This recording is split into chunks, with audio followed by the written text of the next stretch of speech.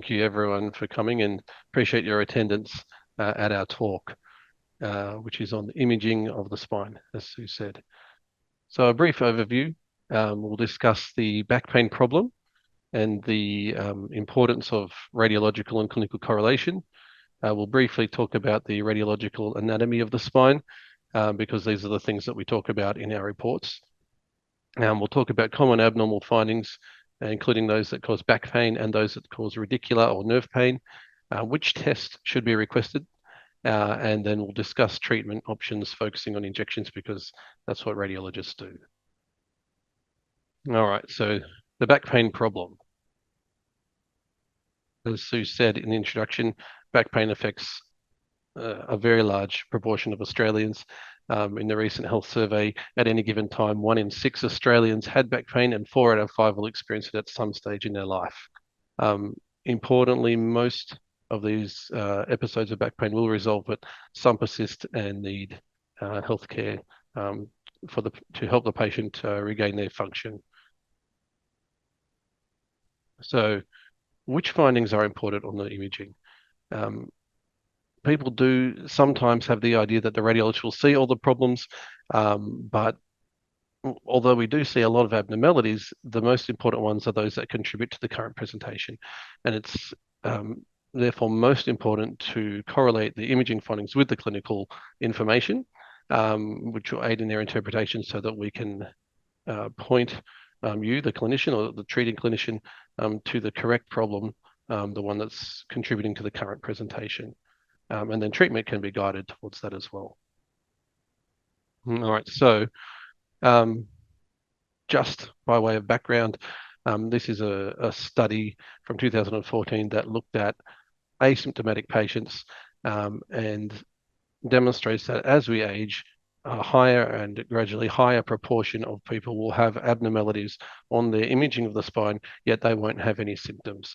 And it just really demonstrates the importance of that clinical correlation, because otherwise we're a little bit all at sea. However, there is a bit of a contradictory body of evidence around these sorts of things. So, and we're going to work through it through this talk. So speaking about that, just at the very beginning, for the most important clinical information is the one that the referring doctor puts on the request. So just as a bit of a shout out on that, please, if you can include the location of any back pain, even if it can be general, like lower lumbar spine or upper lumbar spine is very helpful. And if we see something there in that region of interest, we'll make more of it, we'll discuss it, we'll flesh that out a bit more. If there is radicular pain, the side of the pain is absolutely crucial. And then if you can describe the dermatomal distribution, that's really helpful. And sometimes the patient's symptoms aren't clear and the dermatomal distribution may not be so clear, but a general description of where it is, say below the knee or above the knee, on the right or on the left, is still really helpful, because if we see some nerve contact or certainly nerve impingement of a nerve that the dermatomal distribution of which corresponds even roughly with the symptoms, then that can be a target for therapy. All right, so, and speaking of the report that comes back to you, we often talk about pieces of anatomy in the spine, so we should cover that now. And just to help everyone remain engaged, I have a mini quiz that I'll go through, and no one will be marked on it, but I just find that it helps people stay engaged. So here is an MRI of the lumbar spine. We have on the left a sagittal view, a side-on view, and on the right an axial view, which is, it's like you're looking at the patient's feet. And the red arrow is pointing to something. So do you think the red arrow points to the pars interarticularis, the vertebral end plate, the facet joint, or the ligamentum flavum? The facet joint is very important, and we talk about them all the time. This particular structure here is what's being pointed at, and you can't really see it on the sagittal, this sagittal projection. If you were to scroll the sagittal over, you would probably see it. And so this is indeed an articulation between two pieces of bone. This is a facet joint. All right, so this arrow, we have the same four options: the pars interarticularis, the vertebral end plate, the facet joint, or the ligamentum flavum. And it is pointing at this black linear structure here. And so this is a vertebral body, and the vertebral body has cortical end plates, a superior one and an inferior one for each of them. So this is indeed pointing at the vertebral end plate. And just before we go on, you might also notice these orange dashed lines. So these indicate on this sagittal projection at what level the axial projection is. So this is the top of the field of view of this axial projection. This is the bottom, and this is where the slice is going right through that disc. All right, so the next one, same four options. What do you think this arrow is pointing at? And it is this structure here that's sort of triangular and curved. Interestingly, there's another one on this side that's the same. And this is a ligament. It's outside the bone, and it is the ligamentum flavum. And not to be left out, the pars interarticularis that was the other option that we didn't choose, is a piece of bone that is between two articular surfaces, two facet joints, which is why it's called that, the pars interarticularis. And that can be injured with this fracture here where the white arrow is. And that's important because that piece of bone stops this vertebral body from falling forwards. And when it does fall forwards, you get this sort of thing, gapping and a listhesis here. So these are just all important pieces of anatomy that we almost always refer to in our reports. All right, so that was the musculoskeletal or structural anatomy of the spine. Now we've got a couple of neuronal structures to talk about. So this arrow, does it point to the spinal cord, the conus, the chorda equina, or a nerve in the subarticular recess? So it is pointing at these linear dark structures here. There's a few of them there that they run in the spinal canal. And this is the axial view of them. It's these sorts of dots. They're the corresponding structures. And these are nerve roots. The nerve roots of the chorda equina. Looks a bit like a horse's tail. All right, so what is this arrow pointing at? Again, the same four options. Spinal cord, conus, chorda equina, or a nerve in the subarticular recess. Now, it's a little bit vague up there, but it is pointing at this sort of curved structure here. And this is a view of the lumbar spine, and this is, in fact, the conus, which is the bottom of the spinal cord. Also an important structure. All right.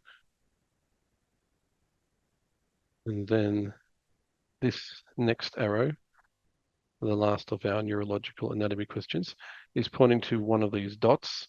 We talked about these long linear structures being the chorda equina, which are the nerves of the chorda equina. When one of these starts to spread off and go towards its exit frame, and it will sit in this area here, which is called the subarticular recess.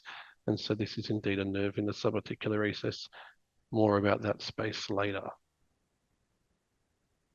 All right, so we'll now move on to discuss our common abnormal findings. And again, the idea is to identify the findings that cause local pain. And as I mentioned earlier, we have evidence that says, look, everybody has these findings and they don't have pain, or at least most people have these findings and they don't have pain. But we know that these findings are often associated with pain. So which ones are important? And the most important thing is that clinical correlation. And again, the most important clinical information you can give the radiologist is what you write on the request form. So let's go through some of those imaging findings that are associated with local pain. So we have another quiz. So let's just orientate ourselves. Again, a sagittal, again, an axial. This is a disc. And this disc is sticking out a bit further than you would expect. So that's a disc herniation. And it has a white structure inside it. And here's the axial view of that same structure. And the arrow is indeed pointing at that white structure. So do you think that arrow is pointing to the annulus fibrosus, an annular fissure or tear, a meningioma in the spinal canal or thickening of the ligamentum flavum. Wouldn't be the ligamentum flavum because remember we said it was down there. That's the ligamentum flavum. It's definitely not that. And it's a bright thing which on these sequences, fluid type structures or edema are bright. And so this is a tear in the annulus or an annular fissure or tear. And that can certainly be associated with pain and occurs usually with disc herniation. So disc herniation, probably the most common finding, and we describe it with certain words. And I'll just describe them now. So this is an axial view. This is a disc, and this is the back part of the spine, the posterior spinal elements. Here is a disc that has herniated out from its expected location in a circumferential manner. So we call this a circumferential bulge. Here's an asymmetrical bulge. It's more on one side than the other. Here's a diagrammatic representation of those annular fissures that we talked about. They can occur any which way. And here is a focal disc herniation, which is probably a bit more likely like what we commonly see when it's causing symptoms. You can see this part of the disc right here is sticking out where it shouldn't be, and here's the sagittal view of it sticking out. Sometimes, and usually when it gets worse, the neck becomes more narrow than the body of the herniation, like a bulbous herniation, and when it takes that morphology, we call it an extrusion.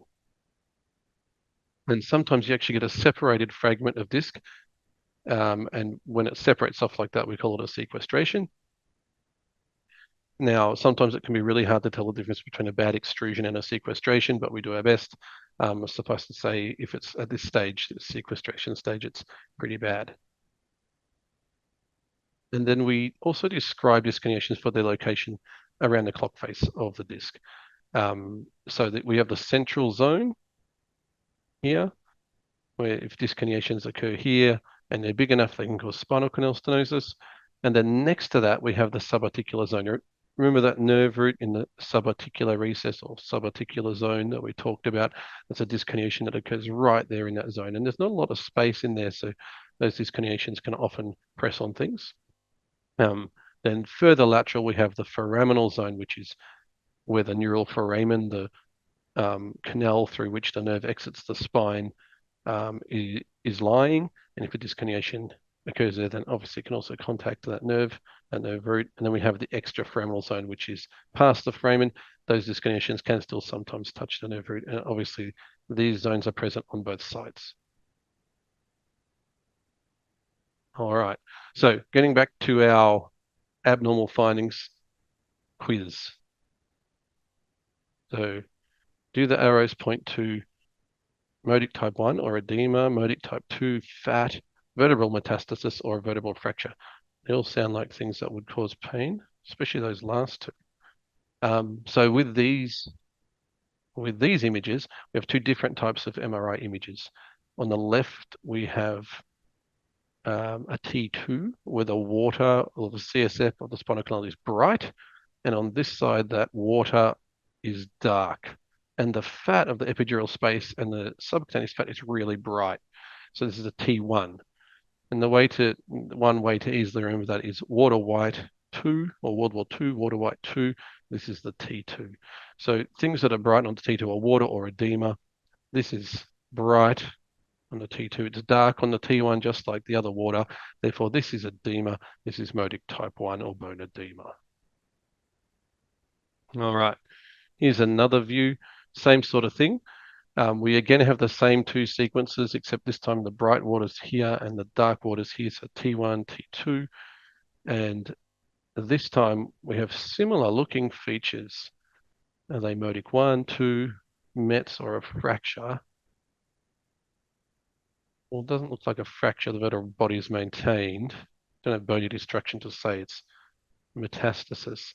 But we have bright on T1 and bright on T2, similar to this fat in the patient's pelvis.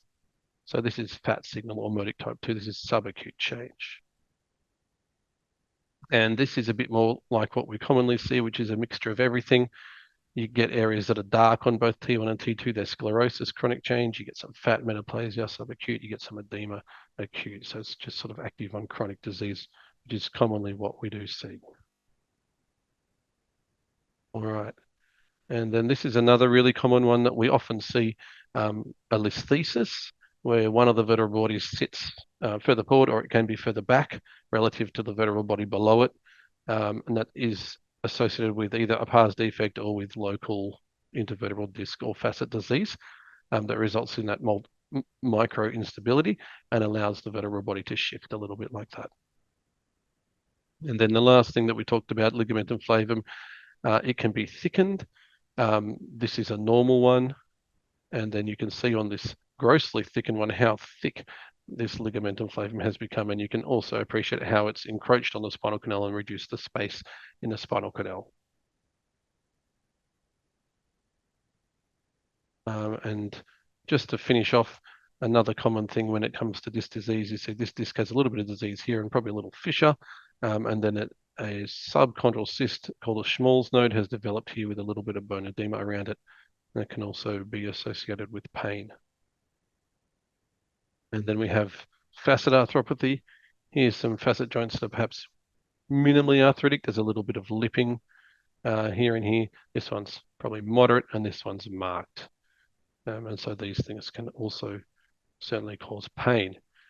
And then as well, not to be outdone with those other options, here we have an example of infection.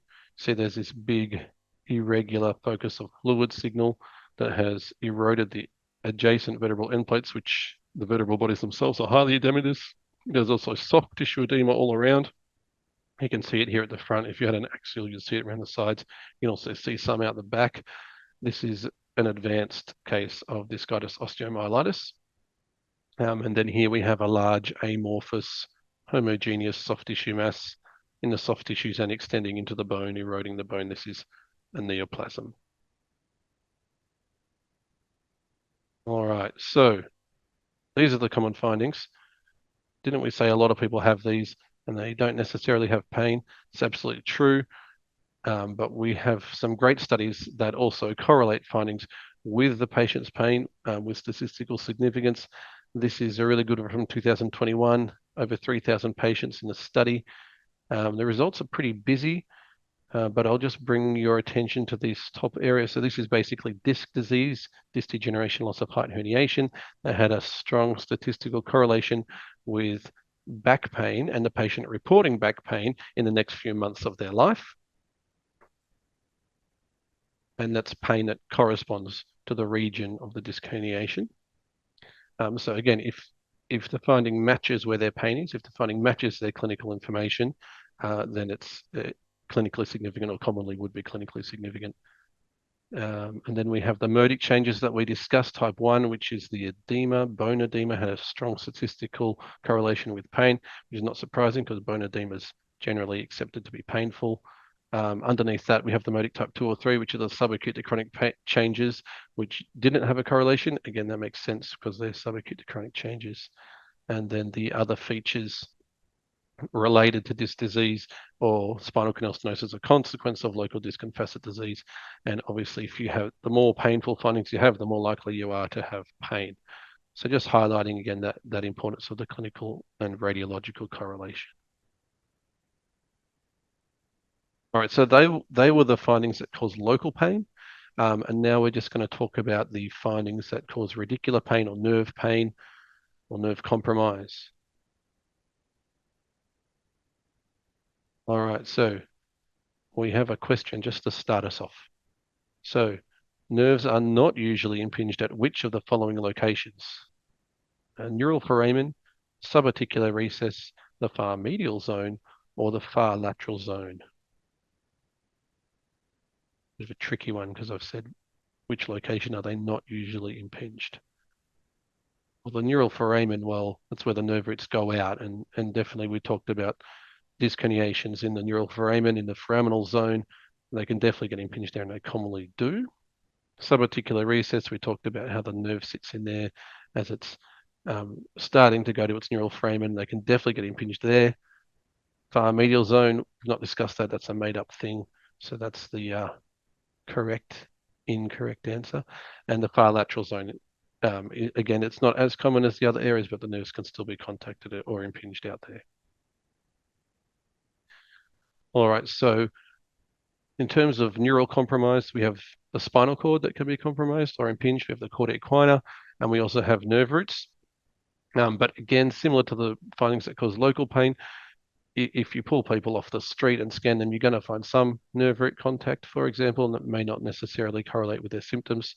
So we need to identify which findings cause their radiculopathy and grade them. And ultimately, again, the clinical correlation is just absolutely key. If they've got left L5 dermatome pain and I see the left L5 nerve root heavily contacted or impinged, I'm going to say, well, this is the patient's problem most likely, and perhaps we should target therapy at this. All right, so we've talked a lot about the lumbar spine. So now I'm just going to discuss some of these in the context of the cervical and thoracic spine. Here we have a small disc herniation. You can see the disc is sticking out further than where it should. So where it should is probably the disc above here. This one's probably normal. This one sticks out more, and you can see it indents the cord. Now we've still got some CSF space at the back here. So this cord isn't really squashed overall. It's just a bit indented at the front. We'd call that a mild or perhaps even a borderline spinal canal stenosis. But obviously things can get worse than that. And here is a much worse one. You can see we have disc herniations at these levels. These disc herniations here are worse than before. And you can also appreciate here some ligamentum flavum thickening. Now, here there's a little bit as well, but you can appreciate that this spinal cord is indented and we don't even have a CSF space at the back. This spinal cord is squashed between these abnormal structures, and even more so here at this level. And at this level where the spinal cord is squashed the most or impinged the most, you can appreciate a little bit of high signal just there in the cord, just there. And this is myelomalacia. So the cord has become injured because of its compression or its impingement. So this one is important to visit the surgeon. Here's another example. This one's been decompressed, but you can see that persistent myelomalacia and actually also a little bit of cord thinning through there because of the previous compression and injury that the cord has suffered. So these are commonly symptomatic. All right, then we have spinal canal stenosis in the lumbar spine. It's a bit different because we have the chorda equina there rather than the cord. We've got some basic grading systems that are commonly used, mild, moderate, severe. This one's a normal one. We've got an MRI here on the left and a diagram on the right that corresponds. You can see individual nerve roots here. There's CSF around them. There's plenty of space. This is normal. Next, we have mild stenosis. So the space around the nerve roots is less. There's still some CSF between them, and you can still see individual nerve roots. Then we have a moderate one. Again, there's less space. Some of the nerve roots are kind of clumped together, but you can still make out some individuals. And then even worse, the nerve roots are basically all clumped together. You can't really make out much CSF between them at all. So this is a severe one. All right, then we have the same sort of grading system for the nerve roots in the neural foramina. And this would apply to the cervical, thoracic, and lumbar spine. Just the orientation in the cervical spine is a bit different. This depicted is a lumbar neural foramen, but it's the same principles elsewhere. So we have this nice sagittal view. We can see the disc here, the bony structures around the ligamentum flavum, and this yellow fat in the nerve, in the neural foramen, perineural fat, if you will, which is normal. All right, and then a mild stenosis of the nerve root is when a structure, in this case depicted, is a disc herniation, just comes in close contact and just barely contacts the nerve root without distorting it, and that's a mild stenosis. And it can happen from the back or from the bottom in any sort of plane. Facet arthropathy, ligamentum flavum thickening can do it, disc herniation can do it, etc. And a moderate stenosis, this is when it's contacted sort of all around or more severely contacted, but still not distorted. And then a severe one is where the abnormal structures around have actually distorted the nerve root. And this is most likely to be symptomatic. All right. So individual nerve root compromise can occur in a neural foramina, in the subarticular recess, or the lateral or extraforaminal zone, which we've discussed. But there's a special case in the subarticular recess or the subarticular zone, like I mentioned earlier, and that is the following. So which nerve root is typically affected by a disconiation in the subarticular zone? Is it the ipsilateral exiting nerve root at the same level, the ipsilateral nerve root of the level above, several nerve roots of the cauda equina, or the ipsilateral nerve root of the level below? Because of that location where the disconiation occurs, it's not right on the foraminal zone, so it actually doesn't usually hit that same level exiting nerve. And the nerve from the level above, well, that exits before this level, so it's not going to be that. It doesn't usually hit several nerve roots of the cauda equina. It usually hits the nerve root of the level below as it's tracking laterally towards its neural foramen. And to help explain that, I have this diagram. So here we have an axial view. Is the spinal canal, the subarticular recess or the subarticular zone just there, as we've discussed previously. And here's a coronal view, or it's like you're looking at the patient from their back. And here is a subarticular zone disconiation that's depicted. You can see on here, on this example, this is L4, this is L5. Here's the neural foramen at L4-5 where the L4 nerve root comes out, and you can see how that disconiation down there would not typically hit this nerve root, the nerve root of the same level. But this L4-5 disconiation is actually most likely to hit the L5 nerve root as it comes down and then tracks towards its neural foramen.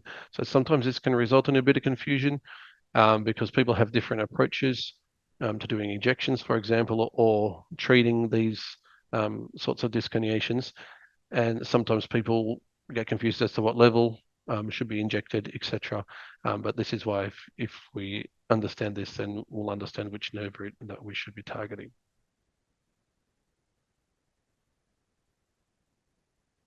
All right, so, but again, do we have evidence to say which of these findings matter?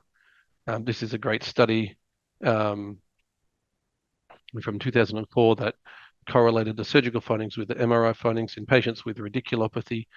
And basically there was really good correlation, especially at the extremes. So when the MRI said it was normal, the surgeon almost always agreed. When the MRI said it was compressed, so quite bad imaging, the surgeon almost always agreed, and that correlated with the patient's symptoms. And then these ones in the middle, they've called it deviation, as in the nerve is contacted and shifted over a little bit, but it's not yet compressed. There's a little bit more variability in the middle there.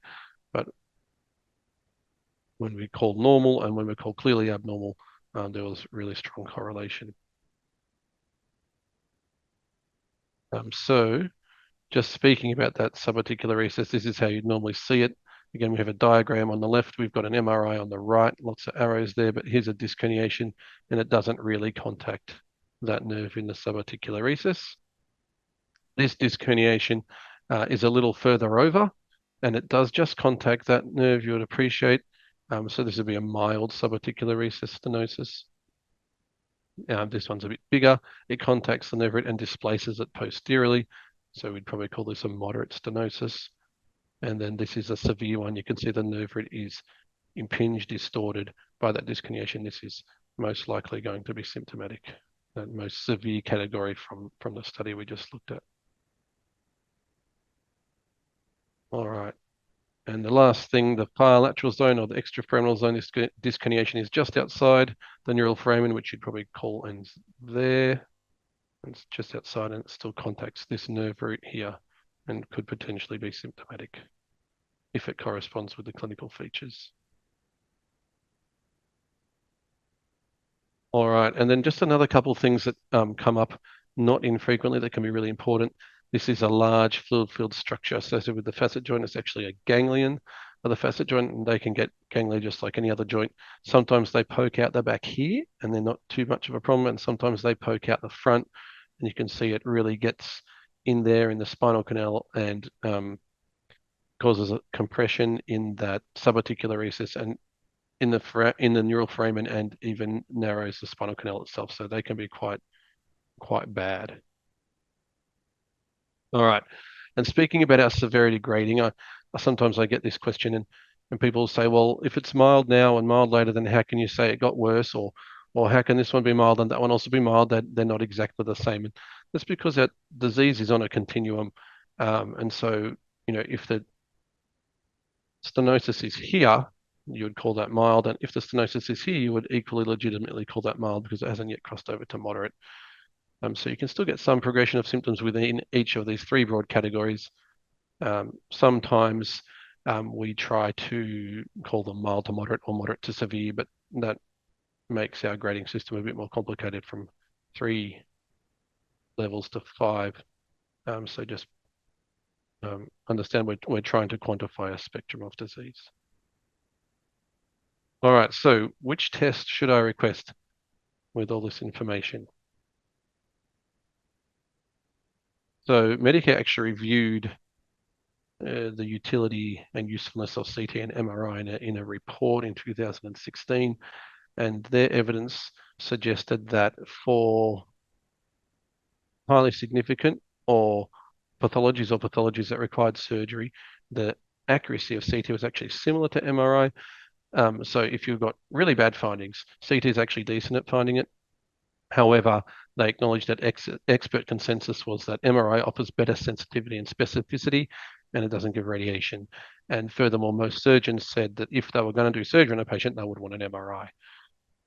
So the main question is between CT and MRI with these sorts of things. I'll talk about X-ray briefly, but to begin with, let's just talk about some of the advantages of MRI over CT. Firstly, and probably most importantly, MRI provides a much better assessment of the spinal canal and the subarticular recesses. So all those images we just showed you, they were MRI, and you can see there's quite good differentiation between soft tissue and fluid on MRI. However, on CT, it's much more difficult. Furthermore, MRI can show us that bone edema, that modic 1 change, which had a clinically significant association with pain. CT can't show it. MRI is also more sensitive for infection, differentiating acute versus chronic herniations sometimes, and of course doesn't give the patient any radiation. So just to further demonstrate that, here is a CT and here is an MRI at the bottom. You can see on the MRI there's quite a big disc herniation, which is quite obvious. It's black, and the fluid of the spinal canal is white. And this is the same one on the CT. Now, you can see it here, but you would appreciate it's much harder to define it, and it will be much easier to miss this. So the radiologist really has to be switched on to not miss these sorts of things. And so for those reasons, when I'm suspicious about things in the spinal canal, when I'm assessing a CT, I'll often recommend an MRI because we're going to see it a lot better. And here's another one on the MRI. You can really appreciate this massive disc extrusion goes all the way down past a whole vertebral body. And here it is on the CT. Again, you can see it. You've got to kind of squint. Much easier to walk past it or undercall it. And this is it on the T1. Again, harder to see than the T2. So for things in the spinal canal, personally, MRI is the way to go. Now, CT advantages over MRI. Well, it is a quick acquisition, so we get less motion artifact. Patients who suffer from claustrophobia are less affected by CT than MRI. The CT donut is also narrower than the MRI donut, so they feel less trapped or enclosed in the CT than the MRI. The CT is also excellent at reviewing post-operative features or assessing for post-operative complications because it has less metal artifact than the MRI. So, loosening or osteolysis around the screws in the wrong place, CT is the best for that. It shows great bony detail, and importantly for the patients, it's almost always cheaper due to the Medicare billing rules around MRI and the spine. Some patients also can't have an MRI. For example, they may have a pacemaker that's not compatible, and so they have to have CT. All right. But again, when thinking about whether it's a CT or an MRI, the most important thing is what you write on a request. So just want to reiterate those things from before: the location of the back pain, the side of the radicular pain, and the dermatomal distribution, or at least a general indication of where the pain may be going. The more specific a request can be, the better, because if the radiologist gets a specific question, they can give a specific answer, and it's more likely to help the patient. And furthermore, just anecdotally and practically, dedicated imaging of one spinal region is usually more sensitive and specific than the whole spine. And that's because, especially on MRI, the MRI has a certain amount of, say, pixels that it's going to use to cover the anatomy.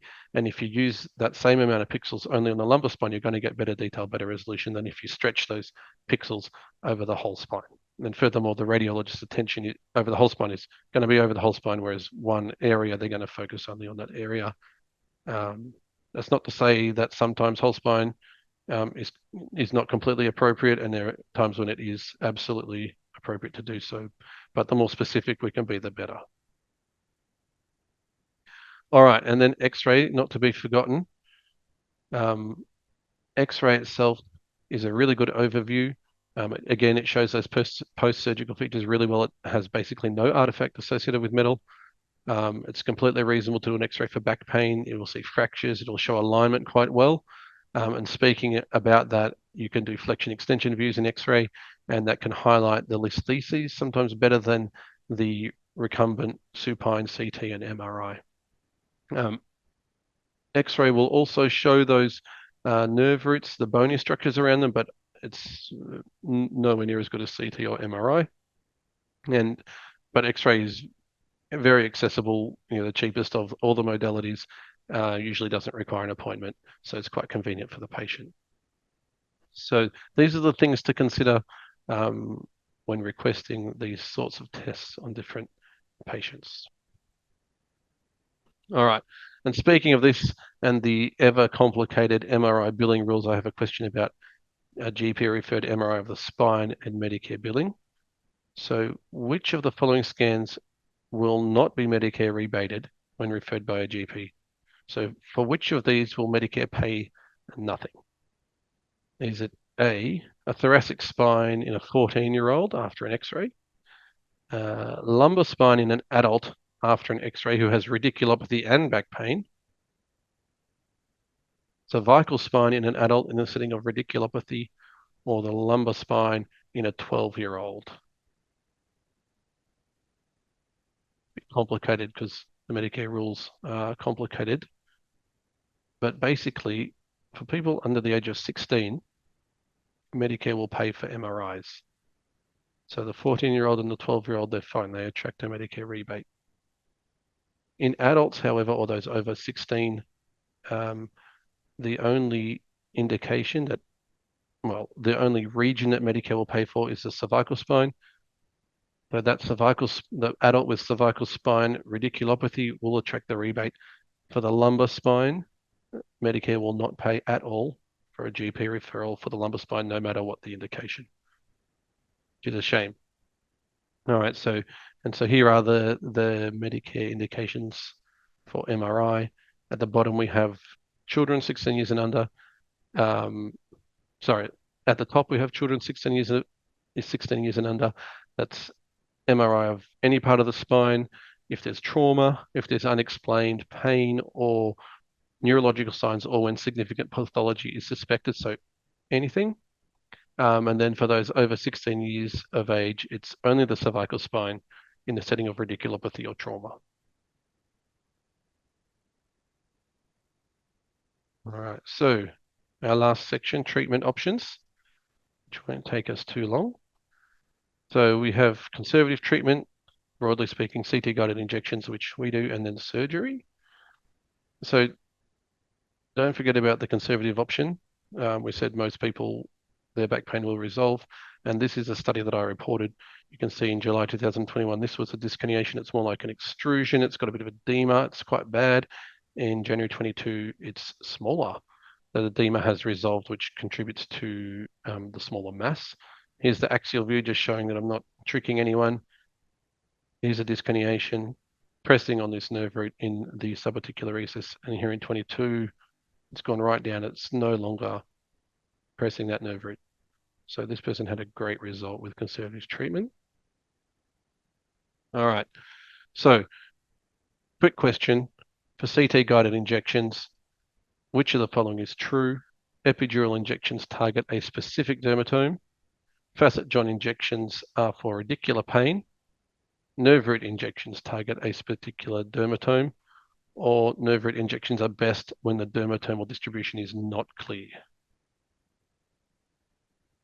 Well, an epidural injection is kind of a broad, overall kind of blunderbuss approach. It's not, doesn't target a specific dermatome.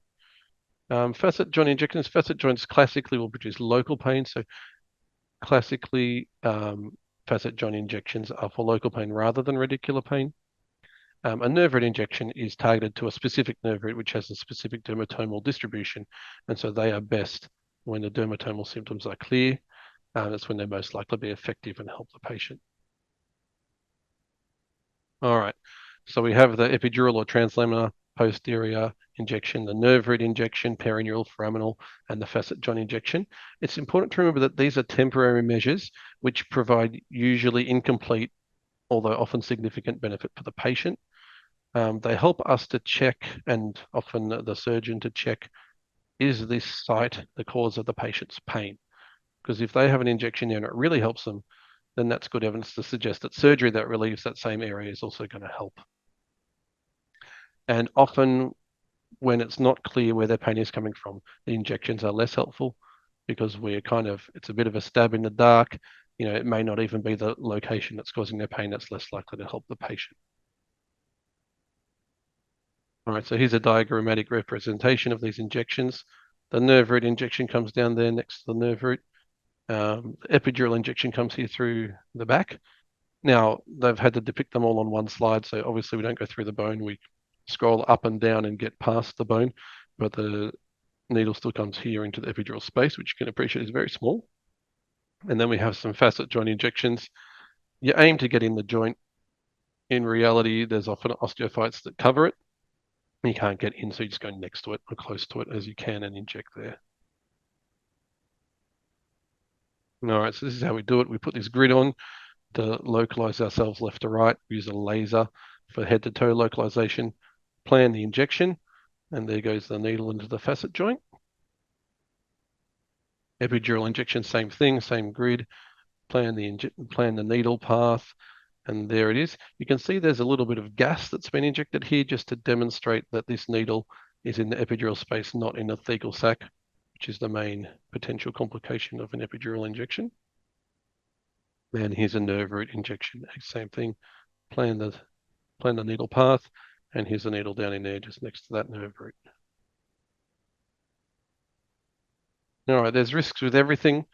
These things carry a small risk of local nerve injury. It's very low risk given the small amount of local anesthetic. Very small risk of bleeding or infection. And then that thecal sac puncture, which of course we explain to the patients when we're doing it, which is because of these potential complications, also the reason why we sometimes ask the patient to come off their anticoagulation. At IMED, we send out text messages to the patient asking them to rate their pain, and this is the results come back to us. Not every patient does it, but you can see they rate it before, immediately after, then 7 days after, and we get an idea of how much it has helped them. This is all injections that I've done, well, at least a sheet of it per month. And here's another sheet of it. You can see most patients get relief. This person reckon they got 1 point worse, but that's not too bad. Some of them don't get much relief. For the various reasons like we discussed. It may not be the location causing their pain, and maybe too severe, etc. But most patients get relief. All right, and here's our anticoagulation protocol. So by and large, if we feel that your patient should come off a medication, you'll get a letter saying, we usually do this with your patient off their anticoagulation. Do you believe this is in the patient's best interests? And that's really important because if you don't believe it's in their patient's best interest to come off their medication, say they're clopidogrel is stopping their stent from clotting over and giving them a fatal heart attack, then perhaps they should stay on that and reconsider their need for a spinal injection and/or accept a mildly higher risk of bleeding. So if you don't want them to come off their medication or you don't believe it's in their interest, then please talk to your radiologist. All right. So that's the end. We talked about back pain and radicular pain and the importance of radiological clinical correlation. We discussed the anatomy of the spine as we talk about it in the reports. We talked about the abnormal findings that cause pain and those that cause radicular or nerve symptoms, which tests should be requested, and we discussed the treatment options focusing on the injections. Thank you for your attention. Thank you, Dr. Repse. We'll go to some questions now. We have a question from a GP who referred a patient for back imaging. Now, this patient was presenting with radiculopathy, and the report came back suggesting a facet joint injection. Is that the correct pathway for that patient? Yes, so I get this question sometimes.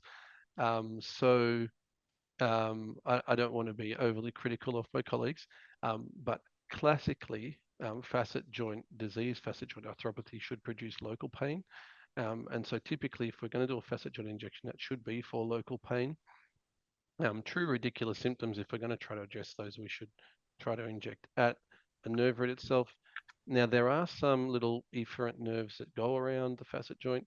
And so sometimes when you inject a facet joint with local anesthetic and steroid, they can get some relief based on the function of those nerves, which can produce some radiating pain, but shouldn't be true radiculopathy, classical radiculopathy.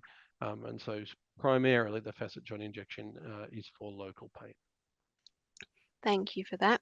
Now we had Dr. Chu just wondering what's the most common local anesthetic that goes in with the steroid injection? Is it lignocaine or marcaine? What do we use? In my opinion, the most common would be lignocaine. Most people probably use 2% lignocaine. And the reasons for that are that it has a fast onset, a rapid onset, and it also has a duration of only about 2 to 3 hours. So if you do inadvertently inject in the thecal sac, or sometimes, especially with nerve root injections, you can produce some numbness in the dermatome that you've injected, and it can cause the patient, to not walk properly. And so that will wear off after only 2-3 hours, and the patient will be able to go home. But if you use one of the longer acting local anesthetics, and those potential complications will be more long lasting. And the main therapeutic effect from the injection is the steroid component rather than the local anesthetic component. So Great. that's the reason. Thank you. Another question here, how many injections are we able to do in one setting? For example, do we do bilateral facet joints? Do we do several nerve roots? And is there a limit to what Medicare will rebate in a single session? Yes. So Medicare will rebate one injection in a single setting, actually one injection a day. So me personally, and I think most of my colleagues, will stretch it to 2 for the sake of the patient's convenience. So 2 facets I'll do in one setting, 2 nerve roots I'll do in one setting. So aside from the fact that Medicare doesn't rebate any more than one, obviously the more you do it, the longer the patient has to lie on the bed, and they have to lie on their belly with their arms up. It's a little bit uncomfortable, especially for someone with back pain. So they tend to, the more they move, the harder it is, because they move the goalposts, and so you're chasing this moving target around in their back. So I also find if you try to do really more than 2 in one setting, a lot of patients will not tolerate it very well, and you get in this real vicious cycle where they move, you chase, they move, you chase. It gets more and more painful, and it's just a bad outcome. So for me, and I think most of my colleagues, we sort of limit it to 2 in one setting. Great, thank you. Our next question. So this GP uses nuclear bone scans to help work out the most likely facet joint culprit in the multi-level degeneration. Is that backed by research? Yeah, that's a very good idea. The MRIs can show bone edema around the facet joints, which is a kind of an equivalent to a hotspot on a nuclear medicine scan. That's a really good idea, good research behind it, and something that I think it's a fantastic idea and often is more helpful for the patient. Great, thank you. What guidelines would you recommend for GPs who are unsure whether to conservatively manage a patient and when to use CSI injection? Um, I don't know about a specific set of guidelines, and I think it would obviously depend on your clinical judgment and the individual needs of the patient. If the patient can tolerate some conservative management for a certain amount of time, then that's reasonable.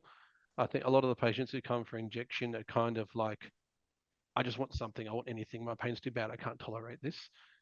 So, if the patient's in that setting, then I think probably it's reasonable to try an injection. Um, it's also a bit of a test to see, is this your spot or is this not your spot? Like we said in the talk, it's a diagnostic as well as therapeutic intervention sometimes. Great, thank you. And just on the back to the limits of and number of injections, is there a limit to how many injections you can do in the same location per year? Yes, so for most of the steroid injections, if it's the same spot and it's going to be regular, I like it to have about 3 months in between. Now, I know some surgeons don't like to do repeated injections in the same spot, and I believe the thinking around that is that, well, these things are not a solution. They're a temporary pain relief measure. However, if the patient can manage their pain and continue their life, and perhaps allow the conservative treatment approach to take effect, that can be almost as good as a cure. And obviously for the patient, pain is really important. So if these injections are helping their pain and it wears off after a couple of months, I've got absolutely no problem doing it regularly in the same spot, but I like to have about 3 months in between. Different spots, you can do it the next day. Great, thank you.